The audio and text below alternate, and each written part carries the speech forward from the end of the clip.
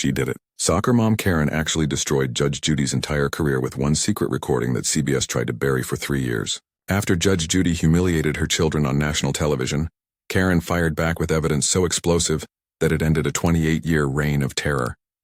This shocking audio recording didn't just expose Judge Judy as a fraud, it revealed a conspiracy so dark that it could land her in federal prison. What you're about to hear will change everything you thought you knew about America's most trusted TV judge. Before we dive into this incredible case, tell me in the comments where you're watching from. I love seeing where my viewers are around the world.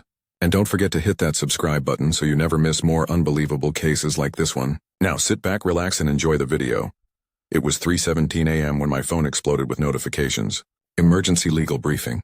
Judge Sheindlin criminal charges filed. CBS stock crashed. I sat in my car outside the federal courthouse. Rain hammering the windshield, staring at documents I never thought I'd see.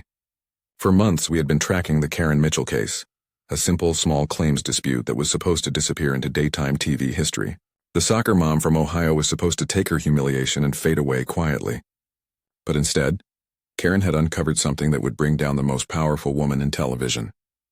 6 months earlier, Karen Mitchell walked into Judge Judy's courtroom thinking she was getting justice for an $800 fence dispute with her neighbor. She brought her 2 kids, Emma, 12, and Jake, 15, because the court show told her it would be educational for them to see how real justice works. What happened next wasn't justice. It was systematic destruction of a family on live television. Judge Judy didn't just rule against Karen, she eviscerated her soul, called her a pathetic excuse for a mother, and told her children sitting 3 feet away that they should be embarrassed to share her DNA.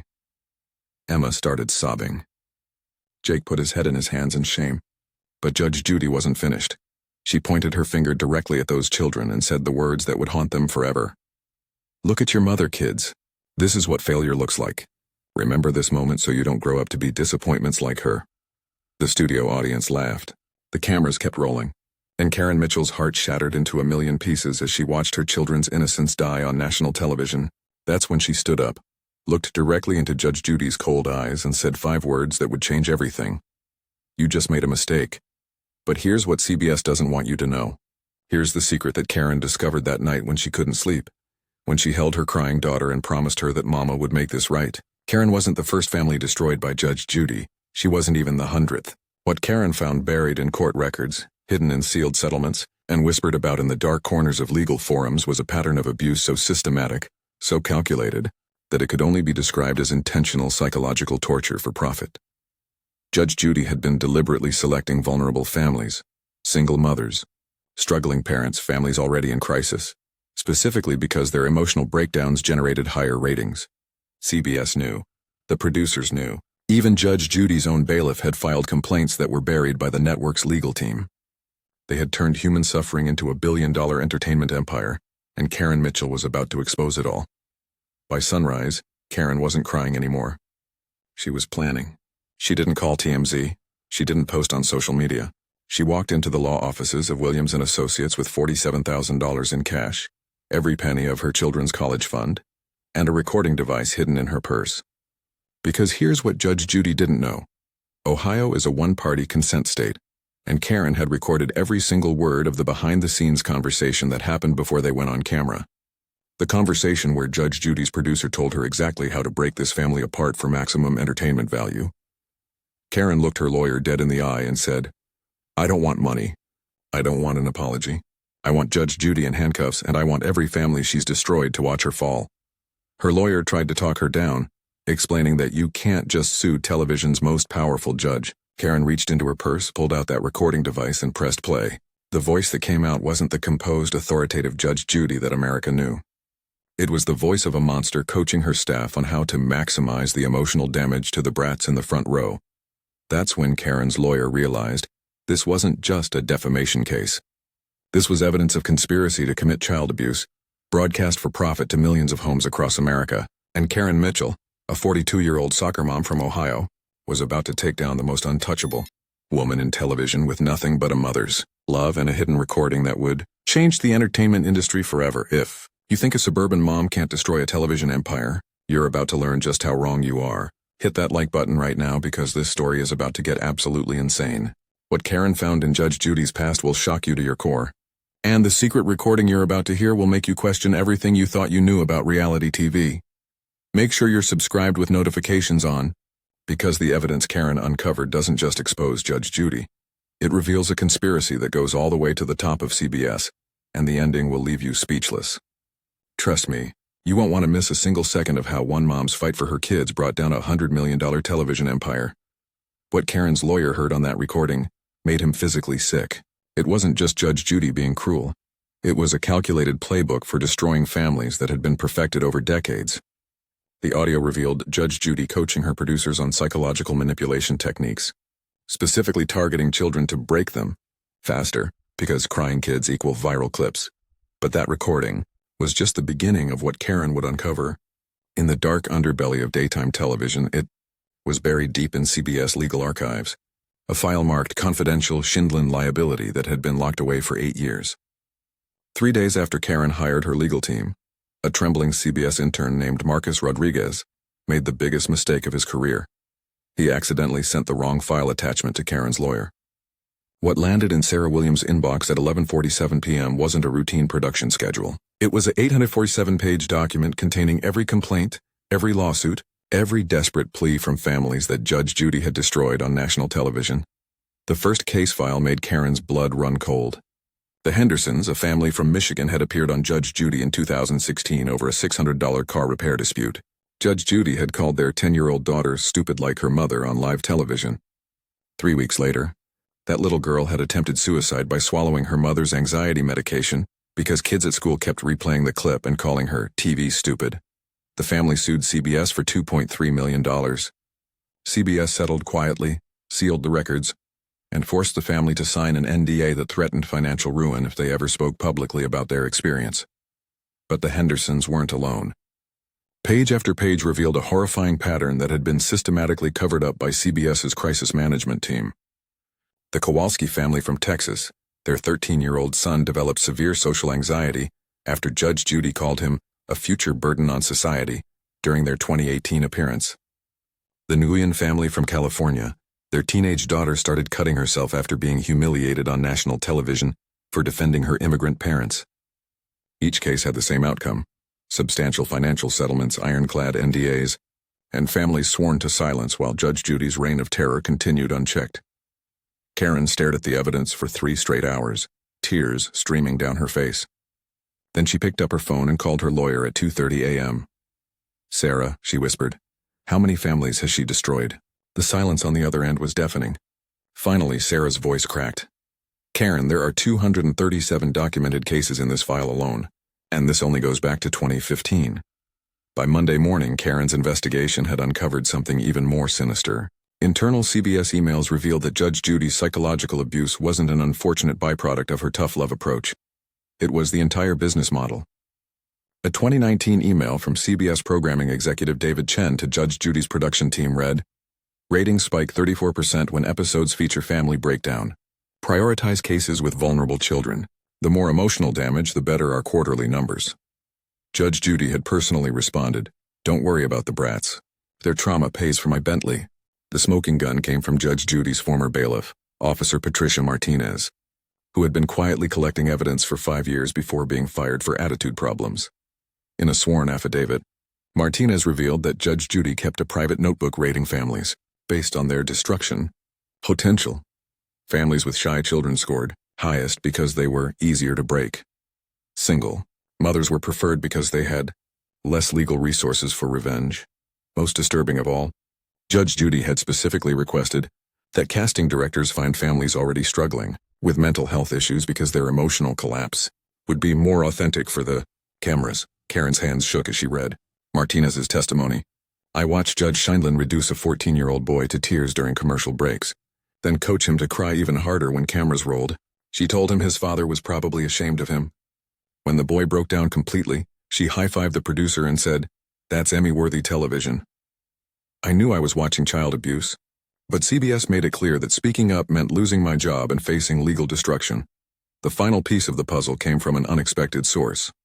Dr. Amanda Foster, a child psychologist who had been secretly treating Judge Judy show victims for over a decade, reached out to Karen after seeing news coverage of her case. In her clinical notes, Dr. Foster had documented 89 children who had developed severe PTSD, depression, and anxiety disorders directly linked to their Judge Judy appearances. 3 had attempted suicide. 12 had required residential psychiatric treatment. All had been failed by a system that prioritized entertainment profits over child welfare. That night, Karen sat in her kitchen with her own children, Emma and Jake, reading through case after case of families just like theirs. Emma looked up with tears in her eyes and asked, "Mommy, why did all these other kids have to hurt too?" Karen pulled her daughter close and made a promise that would change everything. "Baby, they hurt because nobody was strong enough to stop her. But Mama's going to make sure she never hurts another child again." What Karen didn't know was that Judge Judy had been watching her investigation unfold, and she was about to make the biggest mistake of her career, one that would hand Karen the final piece of evidence needed to destroy her forever. Judge Judy's biggest weakness wasn't her cruelty, it was her arrogance. For 28 years she had crushed families with zero consequences, protected by CBS lawyers and million-dollar settlements that buried the truth. But when she discovered that Karen Mitchell was building a case against her, Judge Judy made the one mistake that would destroy everything. She tried to silence Karen the same way she had silenced everyone else. It started with a phone call at 6:43 a.m. on a Tuesday morning. Karen was making breakfast for her kids when her phone rang. The voice on the other end was ice cold. "Mrs. Mitchell, this is Patricia Wells from Steinberg & Associates, Judge Scheindlin's legal counsel. We need to discuss your recent activities." Karen's blood ran cold, but she kept her voice steady. "I don't know what you're talking about." The lawyer's response was pure intimidation. "We know about your little investigation. We know about the files you've obtained illegally, and we know exactly how to make your life very, very difficult." The threats escalated quickly. Within 48 hours, Karen received a cease and desist letter demanding she stop harassing Judge Judy and return all stolen documents. But Judge Judy wasn't satisfied with legal intimidation. She wanted personal destruction. That Friday, Karen discovered that someone had called her children's school, claiming to be from Child Protective Services, and demanding Emma and Jake's psychological evaluation records. The school principal, Mrs. Anderson, called Karen immediately. "I don't know what's happening, but someone is trying to build a case that your children are emotionally disturbed." Judge Judy's biggest mistake came the following Monday. Desperate to stop Karen's investigation, she did something that revealed just how guilty she really was. She tried to buy Karen's silence with the same tactics that had worked for decades. A courier arrived at Karen's door with an envelope containing a check for $500,000 and a pre-written NDA. The attached note, written in Judge Judy's own handwriting, read, "Take the money and disappear, or I'll destroy your children the way I destroyed all the others. Your choice." But Judge Judy had made one fatal miscalculation. Karen Mitchell wasn't like the other families she had terrorized. Karen wasn't broke, desperate, or isolated. Karen was a middle-class mom with resources, determination, and most importantly, she had been recording every single interaction since the moment Judge Judy's lawyers first called. Under Ohio law, Karen had the legal right to record any conversation where she felt threatened. And Judge Judy's intimidation campaign had just provided Karen with enough evidence to add criminal extortion charges to her civil lawsuit. That night, Karen called her lawyer with the evidence that would end Judge Judy's career forever. "Sarah, I have her on tape trying to buy my silence and threatening my children. She just confessed to destroying other families, and she did it in her own handwriting." The silence on the phone was deafening. Then Sarah whispered, "Karen, Judge Judy just handed us everything we need to put her in prison." What happened next would shock the entire entertainment industry and prove that even television's most powerful bully was no match for a mother protecting her children. What happened at 9 a.m. the next morning sent shockwaves through every television studio in America. Karen Mitchell didn't just file a lawsuit. She walked into the FBI field office in Cleveland with evidence of a federal crime. The extortion attempt wasn't just illegal intimidation. It was proof of a racketeering conspiracy that had operated across state lines for decades. Special Agent Maria Rodriguez listened to Karen's recordings in stunned silence. Judge Judy's voice crystal clear on the audio, admitting to destroying other families and threatening Karen's children. But it was the handwritten note that made Agent Rodriguez's eyes widen. "This isn't just extortion, Mrs. Mitchell. This is evidence of ongoing criminal enterprise. Judge Scheindlin just confessed to systematic abuse while attempting to cover it up." Within 6 hours, federal warrants were issued, not just for Judge Judy, but for 3 CBS executives who had orchestrated the cover-up conspiracy. The FBI seized Judge Judy's personal files, her production company records, and most damaging of all, her private computer containing years of emails about maximizing family destruction for profit. At 4:17 p.m., Judge Judy was arrested at her Beverly Hills mansion while hosting a dinner party for Hollywood elite. The handcuffs clicked shut in front of shocked celebrities as Agent Rodriguez read the charges. Judith Scheindlin, you're under arrest for extortion, racketeering, and conspiracy to commit child abuse. The footage, captured by news helicopters, showed America's toughest judge reduced to tears as she was led away in federal custody. But the real bombshell came that evening when Karen held her first press conference. Standing beside her children, Emma and Jake, Karen didn't just announce the criminal charges. She revealed something that would destroy Judge Judy's reputation forever. Judge Scheindlin kept detailed records of every child she traumatized. She rated their emotional breakdowns like a game, tracking which techniques caused the most psychological damage. We have her private notes celebrating when children attempted suicide after appearing on her show. The nation watched in horror as Karen held up Judge Judy's handwritten journal, pages filled with sick observations about breaking weak kids and maximizing trauma for ratings. America's most trusted TV judge had been exposed as a predator who fed on children's pain. For the first time in her life, Judge Judy sat in a defendant's chair with no power, no gavel, and no escape. The federal courthouse was packed with 89 families she had destroyed over the decades. Mothers holding photos of children who had attempted suicide, fathers clutching therapy bills that reached 6 figures, and teenagers who still flinched when authority figures raised their voices. Karen took the witness stand with quiet dignity, her voice steady as she faced the woman who had tried to destroy her family. Your Honor, Judith Scheindlin didn't just humiliate my children on television. She turned their trauma into profit, then tried to silence us with threats and bribes when we fought back. Judge Judy's lawyer objected frantically, but the evidence was overwhelming. The courtroom fell silent when 13-year-old Emma Mitchell stepped forward to read her victim impact statement. Her small voice echoed through the chamber. Judge Judy told me I was stupid on TV in front of millions of people. I believed her. I thought maybe I really was worthless because a judge said so, but my mom taught me that real judges protect kids. They don't hurt them. Tears streamed down jurors' faces as Emma continued. I hope Judge Judy learns that kids have feelings too. Then came the moment that broke Judge Judy completely. Prosecutor Sarah Chen played the audio recording of Judge Judy's private phone call, celebrating a child's suicide attempt. Finally got rid of that little brat. Maybe now his parents will think twice before challenging me. The courtroom gasped in horror. Judge Judy buried her face in her hands as her own words condemned her. The jury deliberated for only 47 minutes, the shortest deliberation in federal court history. When they returned, the foreman's voice was firm. Guilty on all counts. Judge Judy collapsed as the verdict was read. 15 years in federal prison for racketeering, extortion, and conspiracy to commit child abuse.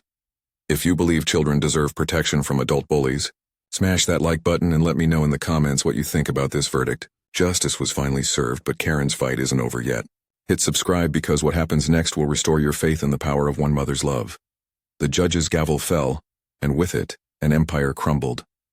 CBS stock plummeted 23% in after-hours trading as investors fled from the toxic brand. Within 48 hours, the network announced the immediate cancellation of all court shows and the termination of every executive involved in the cover-up conspiracy.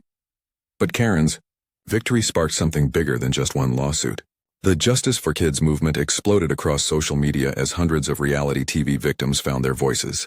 Former contestants from cooking shows, talent competitions, and family programs came forward with stories of abuse that had been silenced by NDAs and corporate intimidation. Emma and Jake Mitchell became the faces of a new generation of child advocates. Emma started a nonprofit called Kids Deserve Respect that provides legal support for minors exploited by television producers. Jake lobbied Congress for the Mitchell Protection Act, requiring psychological evaluations and child advocates on every set where minors appear. Judge Judy's $100 million fortune was seized and distributed to her 237 documented victims. The woman who had built her wealth on children's tears would spend her final years in a federal prison cell, watching her legacy transform from tough love to child predator. Most importantly, Karen proved that ordinary parents possess extraordinary power when they refuse to let bullies win. She had turned her family's darkest moment into a beacon of hope for every child who had ever been told they were worthless by someone in authority. The suburban soccer mom had conquered television's most feared judge, and in doing so, she had changed an entire industry forever. 2 years later, Karen Mitchell stands in her kitchen making breakfast for Emma and Jake, just like she did on that terrible morning when Judge Judy's lawyers first threatened her family. But everything has changed. The scared, humiliated mother who once trembled at legal intimidation has become the most powerful child advocate in America, and her children have transformed from victims into warriors for justice. Emma, now 15, addressed the United Nations Children's Fund last month about media exploitation of minors. Her speech, watched by over 50 million people worldwide, began with words that brought the assembly to tears. "My name is Emma Mitchell, and when I was 12 years old, a powerful adult tried to convince me I was worthless. But my mom taught me something that changed everything. No one has the right to steal a child's dignity, not even on television." Jake, now 17, has become the youngest person ever to testify before Congress about child protection laws. The Mitchell Protection Act, inspired by his family's courage, has been adopted in 23 countries and has prevented thousands of children from being exploited by reality television producers. Major networks now employ child psychologists and legal advocates on every set where minors appear. Judge Judy's former victims have found healing they never thought possible. The Henderson family, whose daughter attempted suicide after being called stupid on television, now runs support groups for children traumatized by media abuse. The Kowalski boy, who developed severe anxiety after his TV humiliation, graduated valedictorian, and is studying child psychology to help other victims recover their self-worth. Karen never wanted to be famous. She just wanted her kids to feel safe again. But her refusal to stay silent transformed an entire industry and proved that the most powerful force in the world isn't money, fame, or television ratings. It's a mother's love for her children. Today, Judge Judy sits in federal prison, her empire destroyed, while the family she tried to break leads a movement that protects millions of children around the world. The fence dispute that started it all was worth $800. The justice that followed was priceless. Karen Mitchell proved that when you fight for what's right, even the most powerful bullies fall, and the most ordinary heroes can change the world forever. If this story of courage and justice inspired you, hit that like button and share your own story of standing up to bullies in the comments below. Your voice matters in this fight to protect children everywhere. Subscribe and ring that notification bell because we're building a community where kids' safety always comes first. Karen fought for her children and won. Now let's share their victory with every parent who refuses to let their kids be silenced. Together we can make sure no child ever faces what Emma and Jake endured, and every bully learns that love is stronger than fear.